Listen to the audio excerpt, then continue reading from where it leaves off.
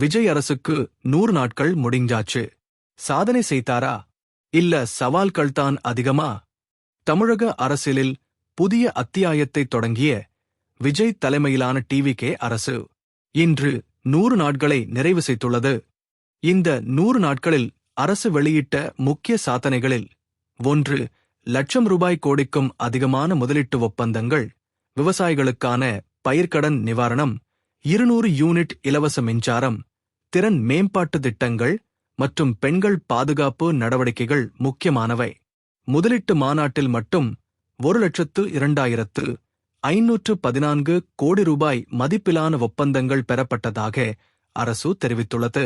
இதன் மூலம் 1.21 லட்சம் வேலைவாய்ப்புகள் உருவாகும் என எதிர்பார்க்கப்படுகிறது. ஆனால் சவால்களும் இருக்கின்றன. அறிவிக்கப்பட்ட முதலீடுகள் உண்மையான வேலைவாய்ப்புகளாக மாறுமா? தேர்தல் வாக்குறுதிகள் முழுமையாக நிறைவேற்றப்படுமா? காவிரி உள்ளிட்ட மாநில பிரச்சினைகளில் அரசு எப்படி செயல்படும்? மேலும் எதிர்க்கட்சிகளின் விமர்சனங்களையும் டிவிகே அரசு எதிர்கொள்ள வேண்டியுள்ளது. 100 நாட்கள் என்பது ஒரு ஆரம்பம் மட்டுமே. உண்மையான வெற்றி அடுத்த சில ஆண்டுகளில்தான் தெரியும்.